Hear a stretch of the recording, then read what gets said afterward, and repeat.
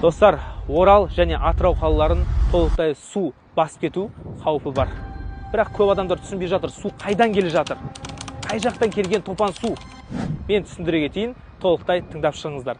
Бұл су Ресейден келіп жатыр. Ресейде Гуглдан іздесеңіздер болады. Ириклинский водохранилище деген өте үлкен су қоймасы бар. Ол Ресейдегі ең алып су қоймаларына жатады. Оған 8 жыл бойы тоқтамай суды толтырған және жыл сайын толтырып отырады. Ириклинский водохранилищеден шыққан су Урал өзеніне келіп ағызады. Ол Орскқа келеді, Орстан Оренбургқа, Оренбургтан Оралға, Оралдан Атырауға және Атыраудан Каспийге келіп құяды.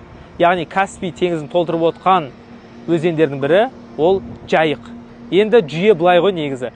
Күзде Ириклинский водохранилищенің суын бір 70%-ға дейін түсіреді. Себебі қыста қар жауады, ол еріген кезде 90%-ға өзі-ақ көтеріледі. Осы жылы, білмеймін, күзде суды аз ағызып қойды ма, немесе қар көп жауды ма, Ириклинский водохранилищенің суы шегіне дейін жетіп тұр. Оның қандай қаупі бар?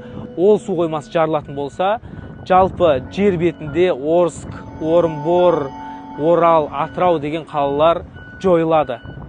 Толықтай су басып алады және өте үлкен адам шығындары болады. Сондықтан да осының алдын алу үшін Ресей суды алдын ала Ириклинский водохранилищеден ағызып жатыр.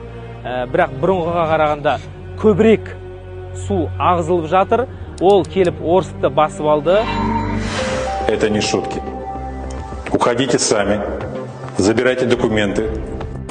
Срочно покинуть свои дома призывают жителей Кургана и Оренбурга. Уровень воды в реках стремительно растет, пик паводка еще впереди. Одан келіп Оренбургты басып алды, ол су Оралға келіп жатыр. Енді жыл сайын ағызатын суға қауіп неде десеңіздер, 1942 жылы Орал қаласын толықтай су басып алған болатын, сол Жайықтың суы.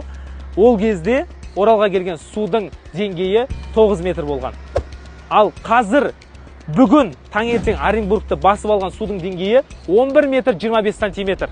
То есть 42 жылғы су тасқыннан да қауіп өте жоғары болып тұр. Сондықтан да бүкіл Қазақстан уайымдап, қала-қаладан, Алматыдан спецтехникалар жіберіп, бүкіл волонтерлар келіп, Орал, Атырау қаласында көмек беріп жатыр. Сондықтан да бауырлар, бей-жай қарамаңыздар.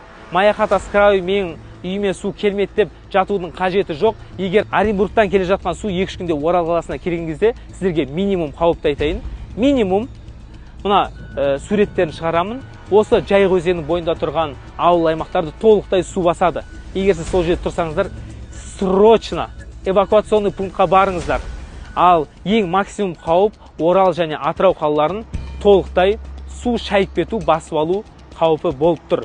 Құлсары қаласын 7 минутта толықтай су басып алды. Енді мына Ириклинский водохранилищеден келе жатқан су басып алатын болса, одан да тез, одан да жылдам және одан да үлкен ущербпен келуі мүмкін. Сондықтан да бей-жай қарамаңыздар. Алла сақтасын, дұғада болайық. Бұл видеоны жан-жаққа таратып қойыңыздар, репост жасаңыздар. Қандай қауіп келе жатқанын халық білсін.